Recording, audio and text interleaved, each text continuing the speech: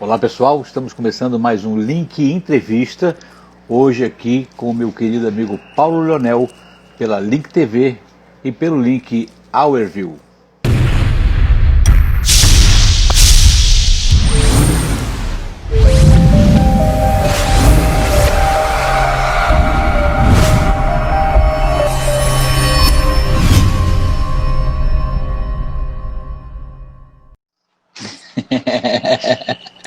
Fala, Jansen. Grande Paulo Leonel, joga agora a câmera para cima de você. Aê! E aí, garoto? Tá na área? Buenas noches. Boa noite, querido. Como estás? Como anda? Tranquilo? Eu não sou abro como fecho espanhol. Você tá bem, cara? Tô bem, graças a Deus. Vi que você fez o mesmo que eu, né? Arrancou barba. Pandemia deu cupim na nossa barba, né? A pandemia fez o seguinte, eu tirei a barba e o cabelo cresceu. Então as pessoas que estavam acostumadas a me ver sem cabelo, agora estão me vendo sem cabelo. Hoje eu cheguei lá na TV para trabalhar e o pastor Luizinho nem me reconheceu de longe, cara. Cabeludo de máscara, eu fiquei acenando para ele, ele ficou olhando assim, cara, quem é esse cara? Eu falei, qual é, Luiz? Quem é esse intruso? Quem é esse intruso, cara? Quem é esse intruso? Na hora que eu cheguei na IBA hoje para trabalhar. Mas acontece que quem não conheceu o seu passado é que não reconheceria, porque você está com a carinha do menininho que fazia reportagem. Eu sempre tive cabelo. Mas acontece que eu fiquei com essa, isso que eles chamam de coroa, né, de franciscano, e aí eu preferi sempre raspar tudo para poder igualar. Eu estou precisando fazer a mesma coisa agora, também. E agora com a pandemia eu não vou a barbeiro, né? Eu só saio de casa para trabalhar no supermercado. Eu tô precisando fazer isso para poder igualar, porque eu já estou ficando com a testa longa, né? Você começa a ficar com a testa longa, a testa já está pegando da metade da cabeça para trás, então agora eu acho que eu vou arrancar tudo. A testa fica grande, né? A testa fica comprida, né? Você não fica careca. Rapaz, a gente tá com Jonathan na live agora com uma presença internacional.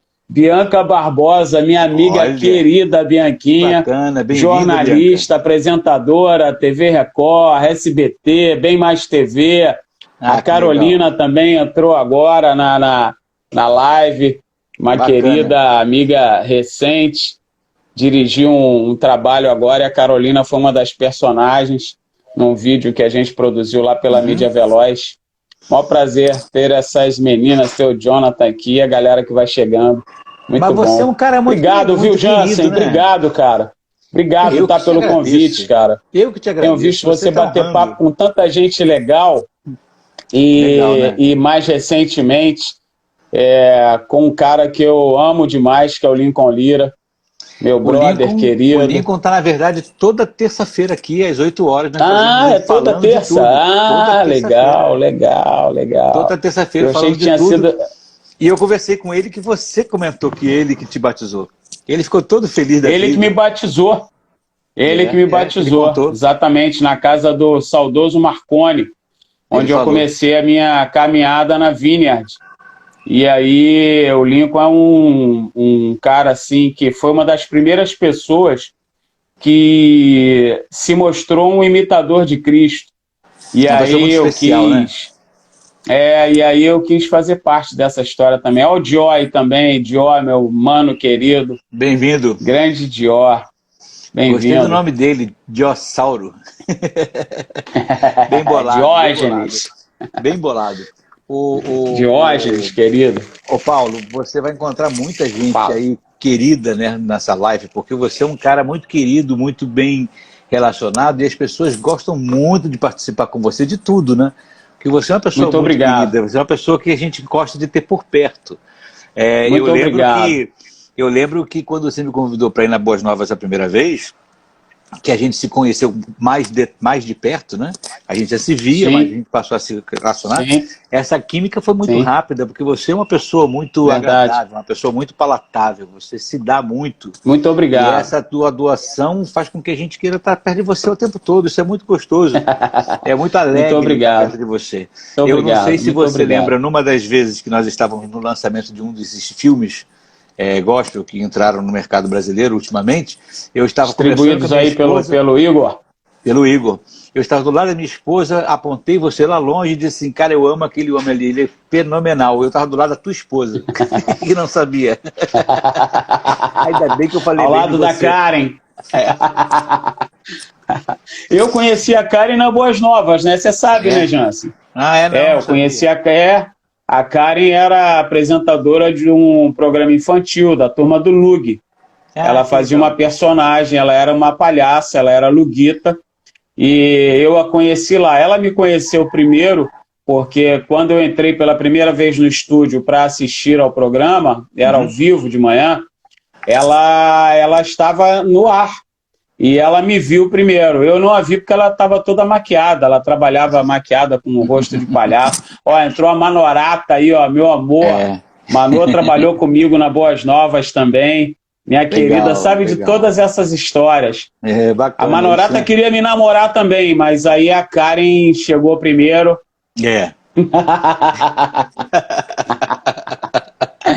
Eu te amo, legal. Manu. Você sabe que o mais gostoso dessas lives é quando a gente encontra com pessoas que têm história para contar, né? É muito legal quando a gente tem conteúdo que não está necessariamente ligado àquilo que a gente faz ou àquilo que a gente realiza profissionalmente, mas ligado àquilo que nós somos como pessoa e pela história que nós criamos no passado, né? Isso é sempre muito gostoso, porque a gente tem assunto para dar e vender. Eu costumo dizer, como eu trabalhei em empresa de bebida, a gente costuma dizer que a pessoa tem garrafa para vender. E quando a pessoa tem garrafa para vender, fica mais fácil levar a vida adiante. Né? É mais legal, né? Eu fiz questão de trazer você aqui, porque é muito mais legal. Mas eu fiz questão de trazer você aqui, não só porque você é uma pessoa maravilhosa e um amigo muito querido, mas porque a gente está passando por um momento no mundo, né, que muitas coisas estão mudando, né, Paulo? Muitas profissões estão se reinventando, muitas realidades estão sendo transformadas, e eu tenho percebido que o entretenimento não ficará de fora dessa transformação, de jeito nenhum. Ele também já foi atingido e terá que se reinventar para os próximos passos, para os próximos tempos em que ele existirá e que precisará se manter existindo, mas de uma forma muito mais adequada a esses novos tempos que vão exigir.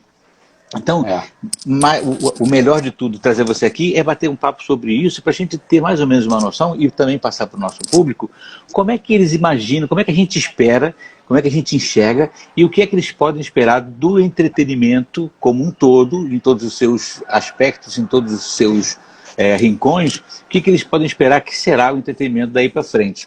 Antes, deixa eu só dizer um pouquinho do seu currículo, porque quando eu recebi o seu currículo, eu falei assim, meu Deus, é 1 hora de live e 1 hora de falar o currículo do Paulo. Até parece. O Paulo Leonel, ele é hoje executivo da Bem Mais TV, já há 2 anos, né? Lá da Igreja Batista Atitude, do pastor Josué Valandro Júnior, mas foi durante 12 anos diretor de produção da Rede Boas Novas, de televisão, onde eu tive o privilégio de onde nós nos conhecemos. Mais, né? Você, seu irmão Fernando, querido. Fernando. Meu irmão desde que nasceu. Bastante tempo. Ele também é formado em Direito, uma coisa que eu desconhecia, pela UF, e fez oficina de formação teatral na CAU. Isso. Não é de pouca coisa não, se formou na CAU, junto com uma porção de gente boa, né? E também é formado com uma galera. E também é formado tem formação executiva em comunicação e marketing digital pela FGV. Quer dizer, o homem está preparado para esses novos tempos. E né? a minha primeira faculdade, Jansen, foi o Direito. Eu sou formado em Direito também. Eu me formei em 87 em Direito pela UF. E aí logo depois fui fazer teatro. E aí enveredei por essa vibe das artes cênicas e depois comunicação, né? Da comunicação. E aí depois, em 92, eu tive a minha primeira experiência em televisão como ator Eu tinha feito um curso com a Tezuka Yamazaki. Nossa. E ela convidou a mim e a outros companheiros de um curso para fazer parte do elenco de apoio da novela Amazônia, que a Tezuka dirigiu. Que legal. E aí logo depois, 2 anos depois, fui para a Vind e aí não parei mais. Eu ia te falar, você também passou pela Vind, não foi? Eu trabalhei na Vind, eu trabalhei na Vind quando a Vind era uma ONG ainda, uma ONG cristã, que produzia um programa, o Pare e Pense, que era exibido na Rede Manchete. Eu acho que foi aí que eu te conheci a primeira vez. Né? Lá atrás, né? Lá atrás. Quando eu cheguei na Boas Novas, a gente se reencontrou. Foi lá na Vind que a gente se encontrou pela primeira vez. Sim, a Vind, olha, para você ter uma ideia, o Marcos Salomão, que é do Complexo J, trabalhou comigo na Vind. Eu dirigi o Marcos Salomão, ele trabalhava na tecnologia da Vind, na expansão da Vind TV. O Armando Ribeiro também. O Armando, meu querido Armando, faz comigo Café com Teologia toda sexta-feira aqui. Sim, meu brother querido, Armando. O Carlinhos Félix, eu dirigi na Vind pela primeira vez. O Carlinhos fazia um programa chamado Acústico e eu tive a honra de dirigir o Carlito lá. Então eu fui diretor de programa na Vind foi uma escola, porque a gente produziu o Pare e Pense para Manchete e lá eu fazia dublagem. Eu dublava o 700 Club, que era o Clube 700 no Brasil, né? Então eu aprendi com o Benilton Maia a fazer dublagem. Depois eu passei a escrever roteiros de novelinhas do Ensinando a Viver. Passei a fazer assistência de direção do Djalma Vitório. Depois passei a dirigir as novelinhas do Ensinando a Viver. E depois o pastor Caio me convidou para dirigir o Pare e Pense. E aí, em 96, quando ele fundou a Vind TV, eu estava lá para dizer pela primeira vez para ele 5, 4, 3, 2, 1, Vind TV no ar, 23 de dezembro de 1996. Que bacana. E aí trabalhei com ele, fui diretor de produção da Vind TV. E daí, depois, exerci essa mesma função na Rede Boas Novas. Eu fui contratado como diretor de programa, passei a ser diretor de núcleo, depois gerente de produção, depois diretor de produção. Uma história muito bonita também na Boas Novas. Muito bonita, muito, da qual eu me orgulho muito. História bonita, né? E assim, paralelo, um monte de coisa legal, né, cara? Dirigi um monte de coisa para Band, trabalhei na Record. Aí, enfim, aí um monte de história. Paralelo a isso tudo, uma história. Né? Deixa você cheio de lastro para ter mais ou menos noção de como a coisa vai se comportar daí para frente.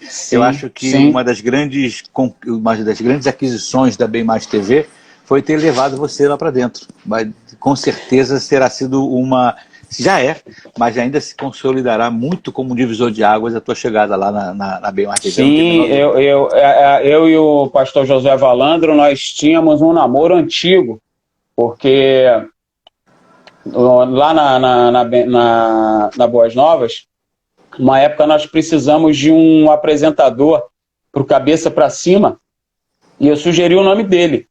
Ele nunca tinha feito televisão, inclusive, há muitos anos isso.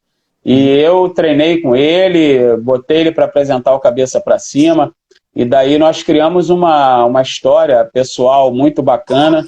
Legal. E desde quando ele começou a fazer crescer a igreja dele, nós sempre estivemos juntos, conversando. Bati muito papo com ele sobre comunicação, sobre televisão. Quando ele comprou a Bem Mais TV, eu participei daquele momento. Ele me disse que ia comprar uma televisão e dei consultoria, indiquei pessoas para ele. E aí, quando a Boas Novas parou a operação dela aqui no Rio, ele imediatamente, assim que ele ficou sabendo, ele me ligou e me levou para Bem Mais TV. Que é um desafio, né, Jansen? Assim, muito. Televisão cristã é sempre um desafio, né? É sempre um desafio. Tô vendo que o Léo Rosendo entrou aí. O Léo Rosendo é meu sócio na Mídia Veloz, meu amigo, meu parceiro, meu brother. Bem-vindo, Léo. Com ele eu produzo muitos conteúdos também para um monte de gente. Mas a Bem Mais TV é esse desafio, Jansen. É uma emissora de pequeno porte ainda. Nós estamos no ar em Petrópolis, Baixada Fluminense. Nós estamos no ar, né, no site bemmaistv.com.br em tempo real para o mundo todo. E eu estou lá desenvolvendo conteúdo, desenvolvendo programas, começando a fazer a história da emissora. E isso é muito bom. Eu me sinto novamente, assim, como eu cheguei lá na Vind. A Vind também não existia. Quando eu cheguei na Vind, não existia Vind TV. Eu participei desde o início, desde o primeiro instante, quando o pastor Caio disse, olha, eu vou fazer uma emissora de televisão. E então esse momento é muito importante. Você falou dessa questão assim, do entretenimento e do susto que a gente ganhou, né, que a gente ainda está vivendo com a pandemia. Todas as pessoas estão mudando. Todas as empresas estão mudando. As empresas de entretenimento, elas estão mudando e têm que mudar. Para você ter uma ideia, até antes de março, agora, de 2020, 48% das igrejas brasileiras não faziam a transmissão dos seus cultos. Quase a metade das igrejas brasileiras não faziam transmissão dos seus cultos. Isso mudou completamente. As pessoas entenderam que se elas não migrassem para isso que nós estamos fazendo aqui agora, né? As lives, as transmissões dos seus cultos, os pastores indo para as redes sociais, utilizando a tecnologia que o Facebook permite, que o Insta permite, que é de falar ao vivo, de fazer uma transmissão.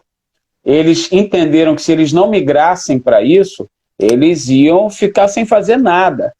Então, foi esse momento da transição, de muita gente aprender o que era necessário e desenvolver equipamento, gente e tecnologia para poder se adaptar.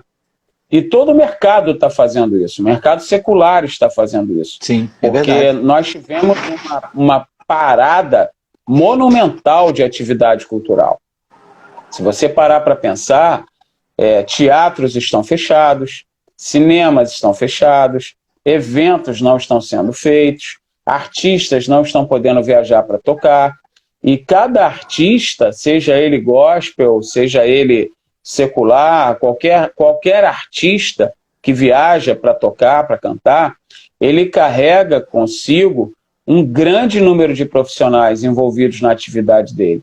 São holds, são técnicos de som, são músicos, são cenógrafos, são cenotécnicos, são camareiras, são maquiadores, são figurinistas, são produtores, são assistentes de palco, de microfone, são motoristas, são... É uma equipe grande. É uma equipe muito grande para fazer qualquer evento, você sabe disso. Para fazer qualquer produção, você precisa de muita gente. E isso tudo parou. Isso tudo parou. Então, na medida em que nós voltamos à atividade, você vê que, mesmo voltando, muita gente não precisa de ter esse staff todo para poder fazer as coisas. Então, por exemplo, nós dois estamos aqui conversando e nós só precisamos de nós dois e de dois telefones e da tecnologia. Ou seja, não houve nenhuma produção, nós dois nos falamos, nós dois trocamos mensagens. Se isso fosse um programa de televisão, nós teríamos tido uma equipe de produção que teria se reunido para discutir a pauta da nossa conversa, que teria ligado para você, como você sempre foi recebido lá na Boas Novas. Você chegava lá, você era encaminhado para maquiagem, você era recebido pelo estagiário, ou pelo assistente, ou você tinha um briefing, você tinha uma conversa, você entrava lá no nosso estúdio, você via a estrutura que nós tínhamos. Então você tinha iluminadores, operadores de câmera, assistentes, operadores de microfone, ou seja, e para você chegar lá, muita gente trabalhou antes, muita gente discutiu qual seria o tema que você participaria, qual seria o convidado que estaria com você. E assim, a pandemia, ela derrubou isso tudo. Mas, por outro lado, ela está fazendo com que nós nos reinventemos.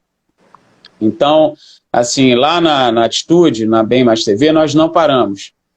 Nós paramos 2 semanas no máximo, assim, que ficamos home office, 2, 3 no máximo, bem no início, quando foi decretada a quarentena.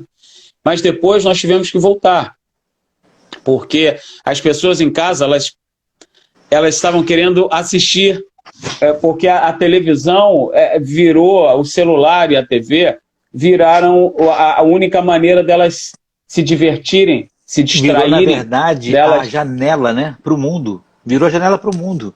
E é exatamente isso que eu ia te perguntar agora. Qual é o papel do entretenimento nesse novo momento? Porque as pessoas ficaram trancadas dentro de casa, ainda ficarão por muito tempo, porque mesmo que seja feita uma liberação, o medo, o receio, ainda vai fazer com que as pessoas tenham um menor punch de saída. O isolamento, de certa forma, gerou uma nova concepção de exposição, as pessoas vão se expor muito menos do que antes, né? Então, sim, o entretenimento vai ocupar um espaço de janela do mundo, né? Sim. Como é que você enxerga aí esse momento, esse papel, e de que forma vai conseguir conceber isso? Olha, curioso você falar isso, porque entrou aí Janela para o Passado, entrou também eu vi. a Max, Aurora Gonzalez. Bem-vindo, Max. Janela para o Passado, né? E a gente está abrindo uma janela para o futuro, né? Para o novo presente, porque nós estamos vivendo o novo presente. Eu estava participando outro dia de um fórum de discussões, um painel de discussões no Oi Futuro. Fui convidado para participar, para ouvir, né? E a discussão era essa: qual é o futuro do entretenimento, qual é o futuro da arte, qual é o futuro da dança, qual é o futuro de todas essas coisas que existem para entreter e, no nosso caso, além de entreter, transformar. Porque o conteúdo que nós fazemos é um conteúdo que precisa tocar as pessoas e precisa transformar as pessoas com aquilo que está sendo transmitido, informado. Precisa ser relevante, né? Precisa ser relevante. Precisa ser relevante. O meu conteúdo precisa ser relevante. Eu não tenho como produzir grandes coisas, mas toda vez que eu apareço aqui, eu quero que para as pessoas seja uma coisa interessante, relevante, faça diferença na vida delas. Sim, exatamente. Então, na medida em que nós entendemos que mudou o mundo, porque o mundo mudou definitivamente. Quem está esperando que as coisas vão voltar a ser como eram, que as coisas vão voltar a acontecer como aconteciam, essas pessoas estão iludidas. Aquele mundo que nós conhecemos até o dia 13 de março de 2020, ele acabou. Esse é o novo presente. O novo presente é esse, onde a máscara passa a ser um acessório essencial, onde o respeito ao isolamento social é importante. O distanciamento social. O distanciamento, onde as aglomerações elas têm que ser evitadas. Então, onde nós não temos ainda uma vacina, apesar da ciência estar trabalhando em tempo recorde para que essa vacina aconteça, ela ainda não existe. Não existe remédio, né? Existem até polêmicas sobre remédios, mas não remédio efetivo. E o entretenimento entra nesse mesmo barco, nesse mesmo mar em que todos nós estamos. Sendo quase um remédio para a alma, né? Não, é um remédio para a alma. É um remédio para a alma. As pessoas estão conectadas o tempo inteiro, na TV, no celular, nos iPads, nos computadores. E aí, nós que produzimos entretenimento, nós temos que avaliar o que é que nós queremos contar para elas a nosso respeito. O que é que nós queremos fazer para que isso seja importante para ela nesse momento. Tem muita gente sozinha, tem muita gente com medo, tem muita gente de saco cheio. Eu falei outro dia com um amigo meu, a primeira coisa que ele falou para mim foi: cara, eu não aguento mais, eu estou de saco cheio desse negócio. Porque cansa, né? Cansa. E aí, a discussão, eu acho, tem que ser que tipo de conteúdo a gente tem que produzir, que tipo de programação a gente tem que levar. Aí essas são as discussões que nós temos tido lá na Bem Mais TV. Então nós temos produzido coisas, por exemplo, fizemos um projetinho chamado Palavras que Edificam, que é uma iniciativa da Cíntia Pimenta, que é minha coordenadora de produção. Uhum. Nós fizemos imagens de uma galera pegando onda, surfando, e escolhemos frases que pudessem elevar a alma, que tivessem uma analogia com aquelas imagens que estavam sendo transmitidas. Porque no mar você às vezes tem medo e você precisa estar forte para pegar uma onda, furar uma onda.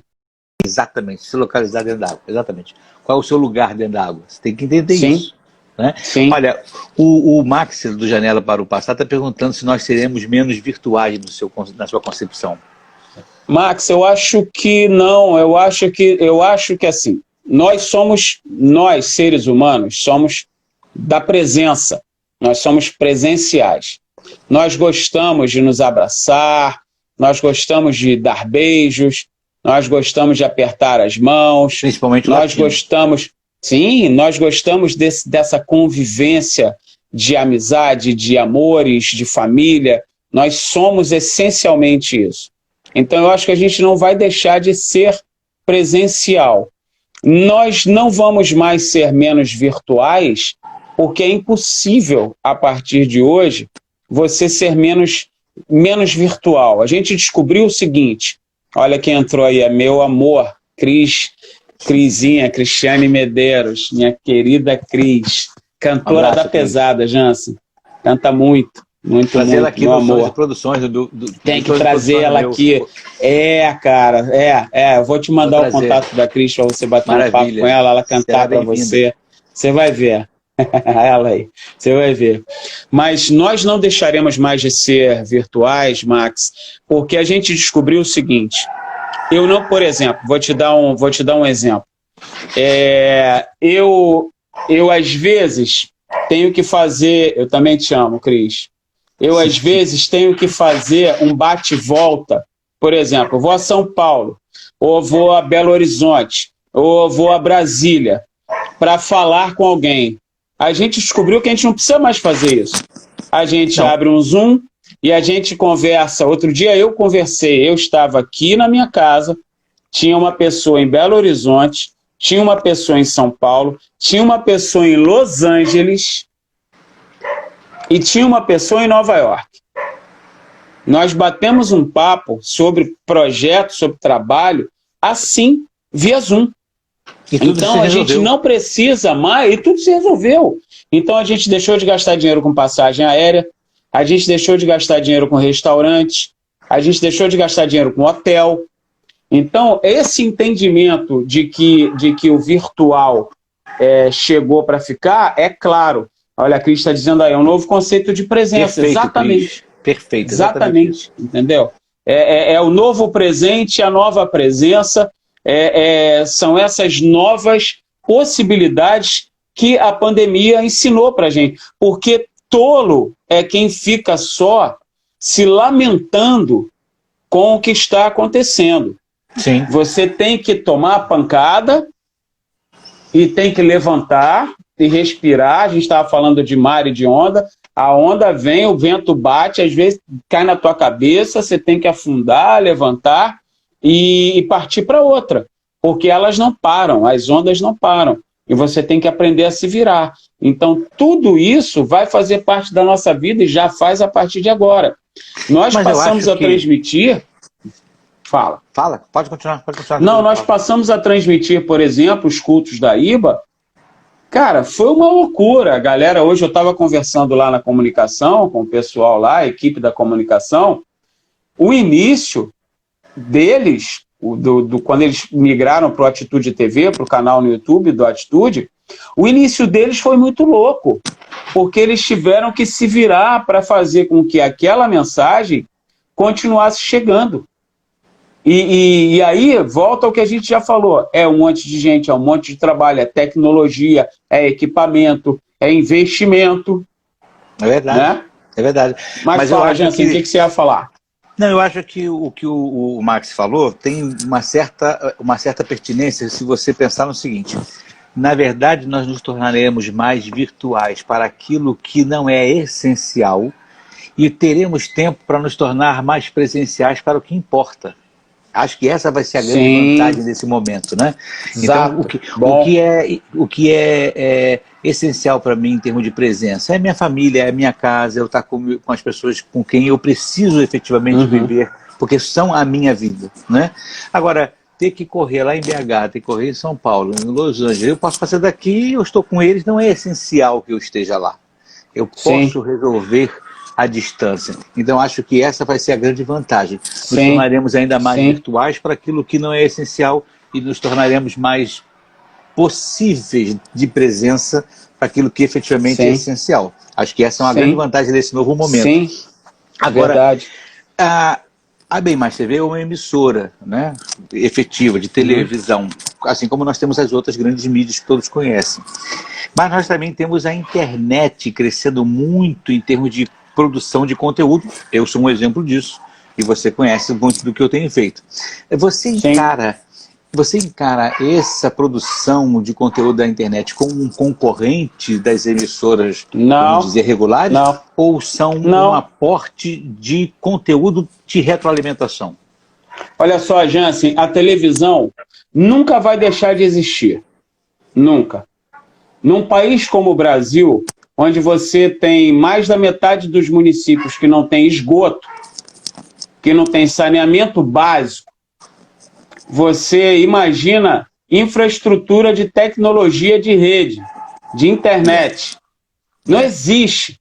Se o cara não tem onde fazer cocô, me desculpe a expressão, imagina chegar um cabo de fibra ótica na casa dele ou chegar o Wi-Fi. Não existe. Então, eu tenho um grande amigo, querido, que trabalha, inclusive, ele é dono de uma empresa que trabalha expandindo a internet pelo Brasil. Mas se as pessoas não têm essa infraestrutura, imagina a internet. O que salva essa galera? A TV aberta. Porque o conceito de TV aberta no Brasil é muito forte. Não só até... Agora acabou o sinal analógico, né? Agora não, já tem alguns aninhos que o sinal analógico acabou, foi feito switch off do sinal analógico e todo mundo é digital. Então, muita gente ainda assiste TV aberta porque é a única possibilidade que ela tem de ter algum entretenimento em casa. É verdade. Quem pode, e há muitos anos, quem pôde fazer a migração também para a internet, fez, porque entendeu que hoje as telas são múltiplas e se complementam. Elas não concorrem entre si. Então, eu tenho a Bem Mais TV em sinal aberto, eu tenho conteúdo da Bem Mais TV no nosso canal no YouTube, eu tenho stories e fotos e lives no nosso Insta, eu tenho fotos e making-offs e conteúdos no Facebook, ou seja, eu tenho todas as redes sociais, todos os players, todas as plataformas trabalhando em conjunto, sem concorrer umas com as outras, porque elas são plataformas diferentes. Elas têm seus formatos muito específicos. E seus públicos específicos. Eu tenho duas filhas, Jansen, a Sofia, que tem 21 anos, e a Mayla, que tem 10 anos. A Mayla, ela é completamente nativo digital. A Sofia também, mas a Mayla é mais, porque a Mayla nasceu há 10 anos atrás. Exatamente. A Mayla não assiste televisão. Ela está agora, nesse momento, deitada lá na minha cama, porque ela sofreu um acidente na semana passada. Ela estava andando de hoverboard, tomou um tombo, fez uma fratura no tornozelo e colocou um parafuso no pé direito. Meu Deus, então ela está de cama, 2 semanas sem poder botar o pé no chão. Então ela está lá agora deitada na minha cama, com o laptop, assistindo série na Netflix com a minha mulher. Ela, quando desce para ver televisão, ela não vê, ela vai no Now. ela acessa o Now para ver aquilo que ela quer ver. E está sempre com a tela do celular próxima a ela. Ela gosta de assistir. Ela gosta de assistir as aventuras de Poliana, ela assiste no celular. E o celular tem uma questão que a TV não tem. A TV já tem a possibilidade de você assistir o que você quiser na hora que você quiser. Mas o celular ainda permite fazer com que você avance o conteúdo. Ah, tá chato, avança. Ah, quero ver de novo, volta para ver de novo. Então, assim, eu acho que todo mundo pode produzir conteúdo pensando nessas várias plataformas diferentes e tem que fazer isso. Públicos diferentes, audiências diferentes que se complementam. O importante hoje é você formar plateias. Isso. Porque se você forma plateias, você tem uma grande possibilidade de fazer com que alguém que viu uma foto sua no Insta queira entrar no YouTube para assistir o seu canal, o making-off da gravação. Então, fora os aplicativos, fora, né, a Globoplay da vida, o Aplicaíba tem um aplicativo, né, 24 horas, onde você pode acessar e ver... Maratonar o conteúdo à vontade. Maratonar conteúdo, fazer o que você quiser. Então, assim, não vejo concorrência, eu vejo conexão. É uma produção muito rápida. Você gera conteúdo muito rápido. Então você efetivamente tem possibilidade de ofertar o que as pessoas querem ver. Porque agora você não dita mais o que elas vão ver. Você oferece e cada um vai escolher o que quer ver na hora que bem entender. E eu acho que isso trouxe para o público do entretenimento uma liberdade absurdamente grande, né? Eles decidem o que querem ver. Agora, na esteira do que você está falando, eu queria entender o seguinte. A mídia tradicional, e eu vou pegar um pedacinho de você também nesse aspecto, trabalha em função dos patrocínios, é sustentada, né, financeiramente pelos patrocínios, pelos anúncios comerciais e tudo mais. A gente entende esse processo com certa naturalidade. Acontece que as redes sociais, a internet, mais exatamente a Instagram, YouTube e Facebook, começaram a morder um pedaço desse valor também, que antes era gasto em sua quase exclusividade nas redes regulares. Só que no caso deles, eles são muito mais baratos e eu tenho percebido que muitos dos grandes anunciantes da TV regular, das emissoras regulares, da mídia regular, migraram para as redes sociais, por ser um custo de propaganda mais barata. Você acha que nesse aspecto isso vai esvaziar a capacidade de sustentabilidade das grandes emissoras ou da própria mídia regular e vai transferir essa capacidade para as mídias, ou isso vai se ajustar em determinado momento, e em que momento você acha que isso acontece? Eu acho que pode ter havido uma mudança de valores. Eu acho que isso pode ter havido, sim, uma mudança de valores. Mas não baixar acredito... Os valores, né? Se chegar a uma realidade talvez, mais próxima. Talvez fazer uma realidade um pouco menor. Porque as TVs ainda são a maior audiência. É claro que a internet falam para muita gente, mas a TV ainda tem uma grande audiência, principalmente quando se trata de TV aberta. E aí eu não acredito que você perca ainda dinheiro para a internet. A internet também, e é curioso porque a internet também, ela acaba descobrindo os seus novos anunciantes. Em função do que você disse, os valores são mais baixos. Ela consegue abrir um leque maior de anunciantes. Então, se eu sou empresário... jogo, né? Exato. Se eu sou empresário e não consigo colocar um anúncio numa emissora de TV aberta, eu consigo ir lá num canal que tem uma boa audiência, que tem um bom número de inscritos, que seja relevante, e consigo colocar anúncio lá. Agora,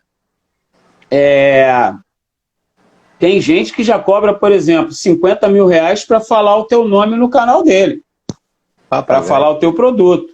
que cobra 50 mil para dizer o teu nome uma vez. Por quê? Porque essa pessoa já tem milhões e milhões de inscritos, milhões e milhões de views.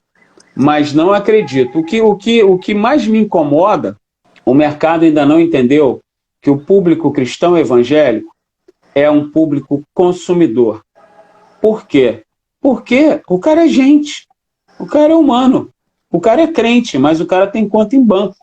O cara é crente, mas o cara compra carro. O cara é crente, mas o cara usa roupa. Só que, e aí eu participei várias vezes de várias discussões sobre isso, com agências inclusive, só que as agências não gostam de anunciar ou de vincular os seus anunciantes à religião, a questões religiosas. E aí elas perdem a oportunidade. O último censo demonstrou que a população brasileira que se declara cristã evangélica está entre 38% e 42% da população brasileira. Então, que se declara cristão evangélico, fora cristão católico. Ou seja, elas perdem essa fatia de mercado. Então, a nossa luta hoje é fazer com que grandes empresas, grandes anunciantes entendam isso. Mas, ao mesmo tempo, nós conseguimos também, por exemplo, chegar ao pequeno anunciante, aquele que quer patrocinar um programa ou que quer colocar a sua marca num produto nosso que vá pelo YouTube ou que também esteja em tempo real no nosso site, no bemmaistv.com.br. Então, não acredito ainda nessa concorrência. E acho que da mesma maneira que nós temos públicos diferentes, teremos anunciantes diferentes, valores diferentes, mas todo mundo vai acabar encontrando o seu espaço e o seu jeito de se manter ativo. E as emissoras de televisão também já entenderam, e eu sei disso porque eu tenho muitos amigos no mercado, uma sala de controle, por exemplo, até poucos anos atrás, eu sou um frequentador de salas de controle de televisão, de switchers, né? Você tem um diretor de programa, um DTV, que é um diretor de corte, um operador de caractere, um operador de VT, um operador de áudio, um operador aí lá em cima, o cara que está no controle mestre, dentro da switcher, um operador de vídeo. Ou seja, você já tem numa sala quase entre 6, 7, 8 pessoas. Fora quem está no controle mestre, quem está no call center, quem está dentro do estúdio, né? E aí, as salas hoje, as switchers, elas têm menos profissionais dentro delas, porque as emissoras, as grandes emissoras, também entenderam que o DTV, o diretor de corte, ele também pode apertar um botão e rodar o VT. Criaram aqueles profissionais que são multifunção. Multifunção. Então, por quê? Isso reduz custo. E encaixa no novo teto de faturamento, né, de receita com anunciantes. Sim. Vai ter que se adaptar, exatamente. Não tem dúvida. Vai ter que se adaptar. Não tem jeito. O que a gente não pode parar de fazer é trabalhar. O mais difícil é você conseguir fazer essa adequação sem perder a qualidade do que já conseguiu alcançar, né? Vai ser um grande desafio, porque você vai ter menos dinheiro para bancar a tua qualidade, que até hoje funcionou, porque você tinha dinheiro com certa facilidade. No momento que você enxuga a entrada de dinheiro, você vai ter que pensar em como manter o funcionamento, mas não perder da qualidade do que você trouxe até aqui. E acho que nesse aspecto as grandes emissoras elas vão ter um desafio muito maior do que quem está entrando agora dentro desse novo formato, já partindo da austeridade na produção para atingir os mesmos resultados. Eu acho também, Jansen, que essa relação dinheiro-qualidade, ela existe mas a gente não pode ficar preso a ela, nem escravo dela. Não, claro que não. Porque, né, porque a gente também consegue fazer coisas muito legais com pouco recurso financeiro. Até porque o centro do pensamento de quem está assistindo saiu da qualidade para a relevância do conteúdo. Exatamente. Muito pouco preocupado com... Eu tenho visto lives de gente de renome que a internet trava, que o cara cai, o corte é mal feito, depois que ele diz, mas o pessoal está assistindo, não está nem aí, porque é aquela pessoa que tem aquele conteúdo para oferecer que interessa a quem está assistindo, então ele vai embora e ele faz vista grossa para essas coisas. Termos hoje um grande conteúdo de internet também fez com que as pessoas se acostumassem com uma nova linguagem audiovisual. É verdade. Porque a linguagem do YouTube, ela é uma outra linguagem. Então, uma linguagem onde a edição, ela já não é mais aquela edição tão cuidadosa da TV. Então, você tem muito jump, você tem muita cena colada, você tem muita... A linguagem é mais rápida, ela é mais acelerada. Você está falando uma coisa que é engraçada, porque você sabe que no início eu levava horas, né, fazendo edições das minhas lives, porque eu queria fazer a edição perfeita, a transferência maravilhosa, a transição suave. E é uma escravidão louca, né? Ainda mais você fazendo tudo do início ao fim. Se no Twitter você tinha 8 pessoas e está reduzindo, aqui é uma só, né? Então eu tenho que me virar nos 30. E aí fui me adaptando a perder um pouco da vaidade de querer a coisa perfeita e entendendo que quem está assistindo quer muito mais saber o que o Paulo tem a dizer do que exatamente como saiu o corte da fala do Paulo. E aí fui entendendo isso e graças a Deus eu consegui perder essa vaidade e a coisa está tocando com mais facilidade, porque era uma escravidão pesada. E isso faz com que as pessoas, elas tenham um olhar... O Rose falando aí. Legal. Obrigado, querido. Um abraço. Que bom. Isso faz com que as pessoas tenham esse olhar aí da Rose. Sabe? Elas são preocupadas com isso aí que você acabou de falar, que é pensar. Tentar entender do que a gente está falando, o que é importante. E aí, como a internet propiciou que um monte de gente passasse a produzir conteúdo, você também tem o outro lado disso, né? Que é o lixo. Também tem muito lixo na internet, mas também tem muito lixo na televisão. Tem lixo em livro, tem lixo em rádio. Tem lixo no rádio. No livro tem opção de no livro, exato. Não presta. Claro. O que a gente tem que fazer é o seguinte, existe um negocinho chamado controle remoto. Exatamente. Então, poderosíssimo. Irmão, poderosíssimo. A Cris está dizendo aí, tem muita gente dizendo um monte de nada. É verdade. Perfeito, sabe? Cris. É verdade. Preciso trazer a Cris aqui, hein, por favor. Depois me dá um contato dela. Com certeza. Vou te mandar, você vai bater um papo com ela e vai curtir a pampa. Tem um controle. Se você está vendo alguma coisa e não está curtindo, cara, troca o canal, sabe? Desliga, vai para outra escolha. Olha a Rosina aí, tem que escolher. Vai para outra escolha, passeia, procura outra coisa que te faça, preencha, né? Seja te preencha, te faça feliz, seja pertinente. Para que ver porcaria? Às vezes eu vejo assim, cara, olha, era tão engraçado, por exemplo, eu tenho que, por causa da minha profissão, eu tenho que ver muito conteúdo. Então eu tenho que ver muita televisão, eu tenho que ver internet, eu tenho que ver tudo. Eu vejo leilão de boi, do mais trash ao mais maneiro. Pensei que só eu fosse louco. Eu vejo tudo, cara. Então, porque assim, é legal, e eu gosto. Agora, eu fico vendo, às vezes, uma galera, e aí eu vejo muito crente fazendo isso, reclamando da Globo, reclamando da novela, reclamando do programa. Cara, como é que esses caras sabem disso tudo, cara? Como? Porque eles estão vendo, pô, né? Desliga. Estão lá vendo, desliga, meu irmão. Ninguém é obrigado Para de assistir, ninguém é obrigado a ver nada.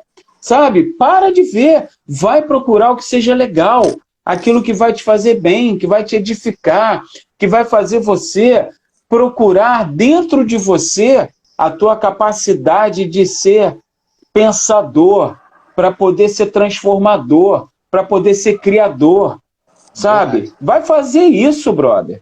E para de encher o saco dos outros, sabe? Não perturba o juízo de ninguém. Vai, sabe? Vai passear. Eu tinha uma questão que era assim.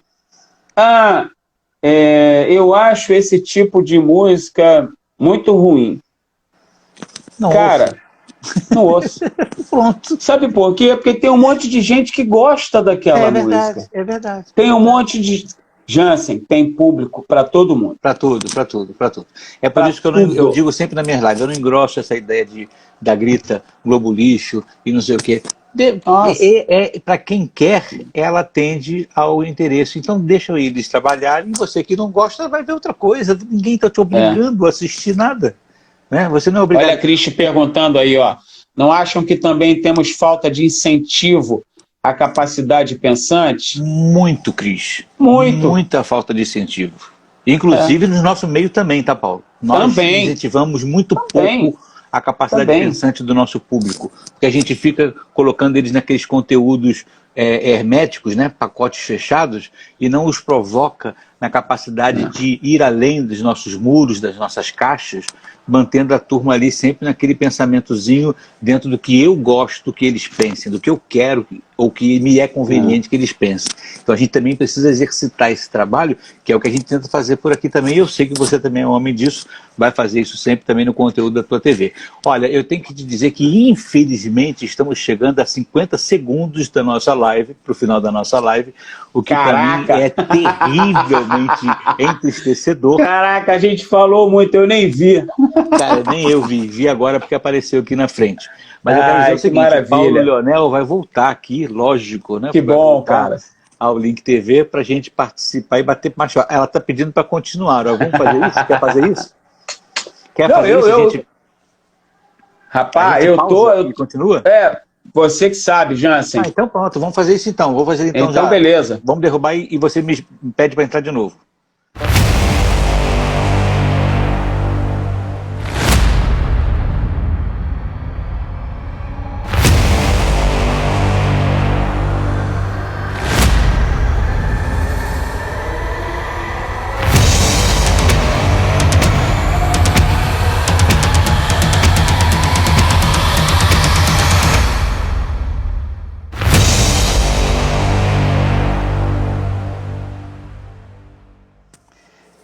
Olá, estamos de volta aqui para a segunda parte do nosso bate-papo com o Paulo Leonel.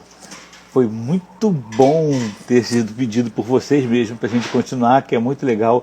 Isso deixa a gente muito feliz saber que é tão relevante, tão gostoso e tão agradável para vocês, que chega a ponto de vocês pedirem para a gente continuar. Essa é a vantagem da live, né? Porque vocês participam junto com a gente e tem possibilidade de pedir. Isso é uma maneira muito bacana de dizer pra gente que a gente está no caminho certo. Obrigado por esse carinho expressado por vocês que estavam assistindo a gente aqui. Estamos de volta. Eu peguei do Lincoln. O Lincoln tem maneira de falar isso. Estamos de volta. Estamos de volta. Salve, salve! No intervalo, né, eu entrei um pouquinho antes de você voltar, e eu disse o seguinte, a coisa mais gostosa do mundo é a gente perceber isso. As pessoas pedirem para a gente continuar, né? Isso é muito legal. Isso é muito legal. É de uma recompensa extraordinária, né? Você vê todo mundo pedindo para voltar e a gente volta e as pessoas voltam também. Isso é muito legal. Isso é muito bom. Você sabe que o a Crisinha aí.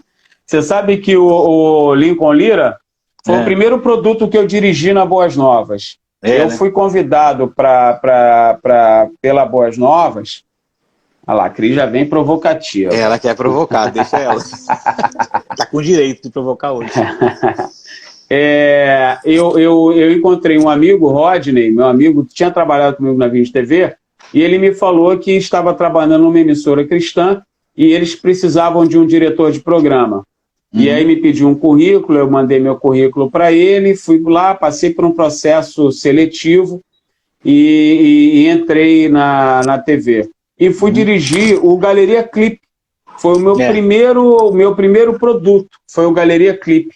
Era o Lincoln Lira. Eu já tinha conhecido o Lincoln porque eu tinha dirigido o programa do Carlinhos no Teatro da Barra e a gente gravou a banda do Lincoln, a Renassou.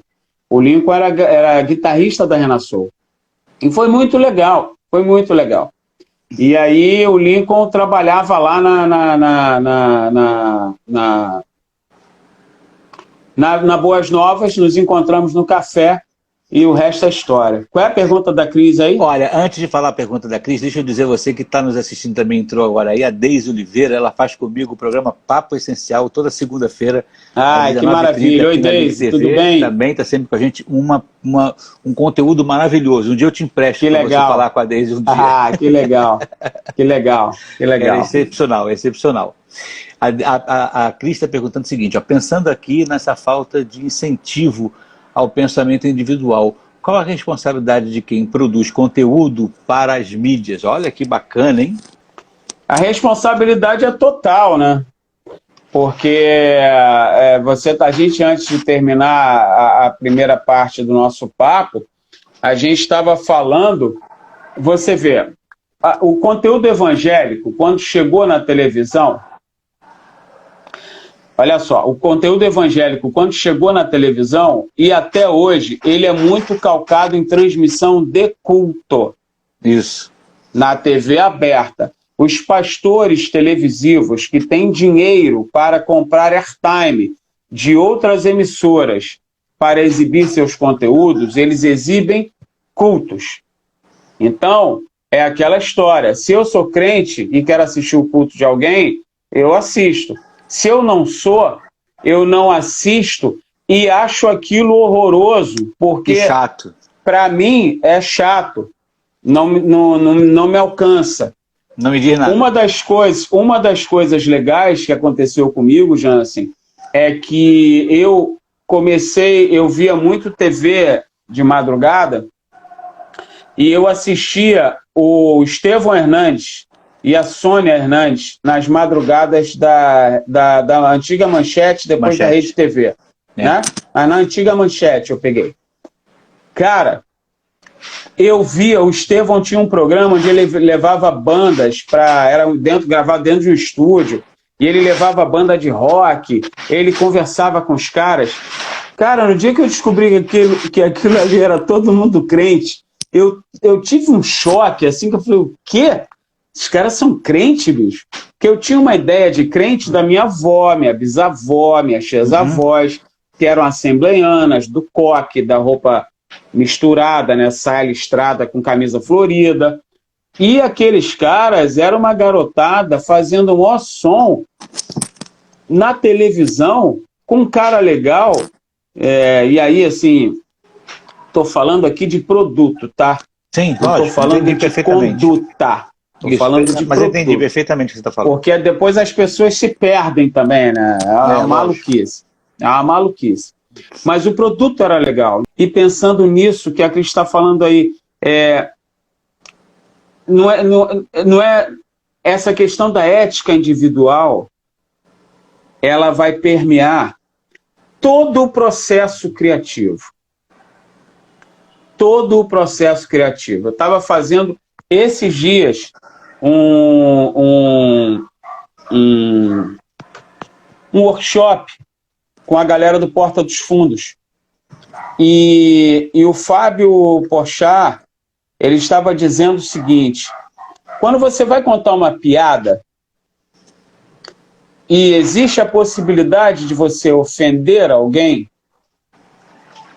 você tem que decidir se você quer contar essa piada que pode ofender alguém.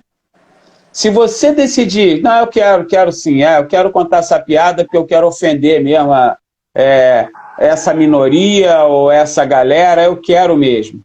E quando a piada ofender, não vá dizer depois para essa galera, era só uma piada.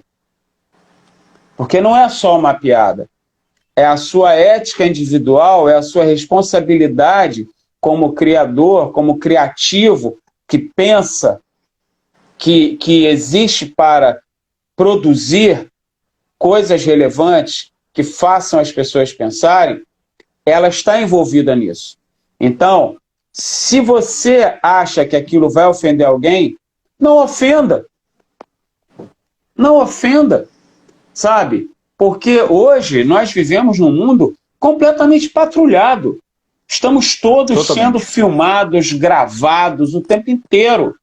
As ruas são cheias de câmeras. Cada poste tem uma câmera. Cada calçada tem uma pessoa falando no telefone celular. E para ela te gravar fazendo um negócio é um instante. Acabou há muito tempo, sabe? Acabou. Então, nós vimos aí casos recentes.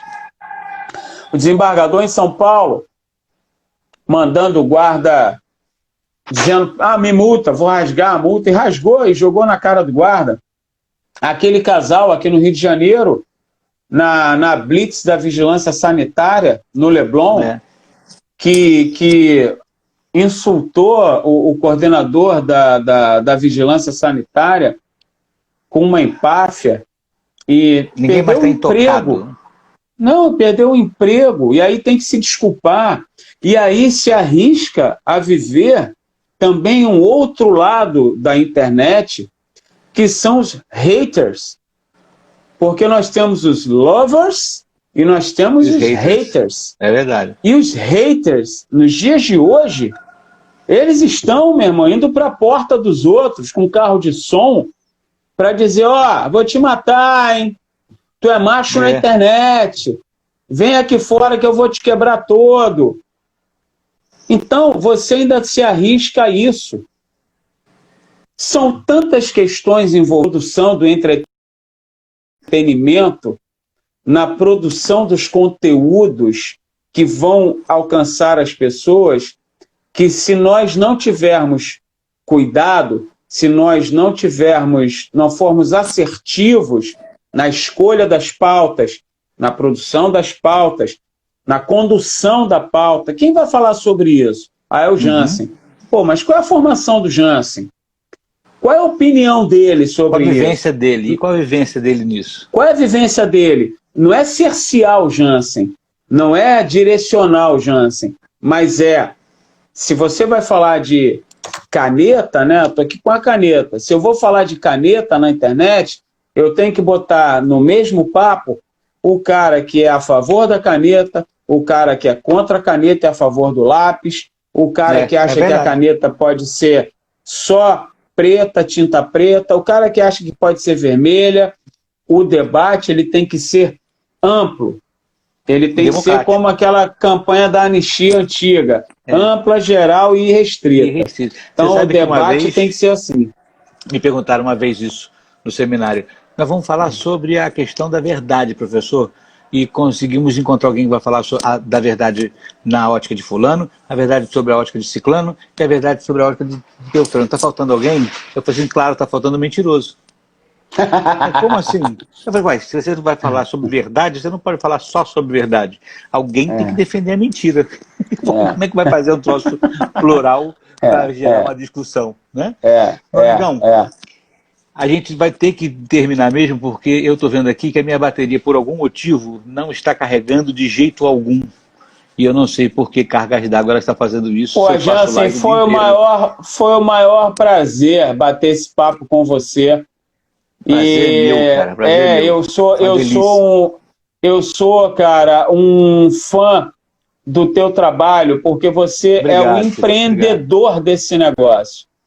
Você é um empreendedor desse negócio, né? Eu te acompanho aí desde quando a gente conversa muito, né? Desde quando você começou a produzir os teus conteúdos, desde quando você colocou no ar.